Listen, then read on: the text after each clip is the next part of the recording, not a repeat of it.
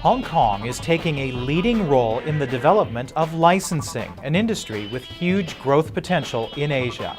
Reflecting that momentum, the Hong Kong International Licensing Show has in less than a decade become the largest fair of its kind in the region. Organized by the Hong Kong Trade Development Council, the 2011 edition welcomes more than 500 licensing properties and exhibitors and industry experts from around the world. Among those on hand is Marco Siqueira, Director of Zebra Sports Marketing. His Brazil-based company attended the licensing show for the first time this year, searching for opportunities for South American clients. We advise sports entities that want to develop their licensing programs, and also companies that want to initiate or to extend their licensing business. Well, what strikes you as some of the most interesting licensing opportunities in Brazil?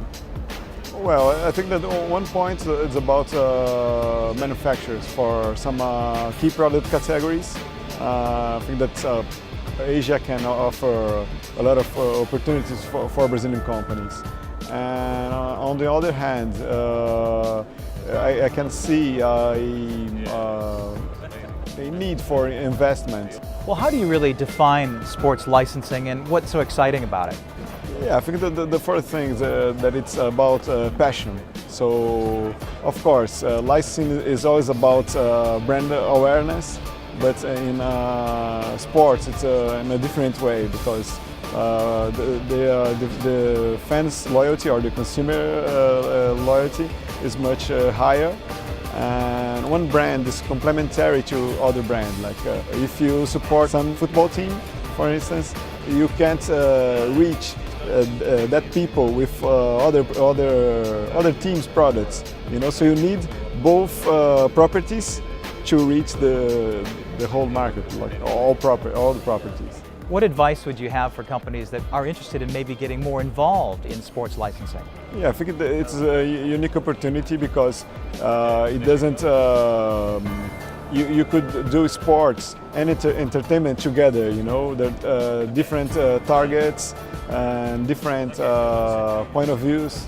So I think that if you put both, you can achieve a higher market. And another specific thing about sports, that it's very local.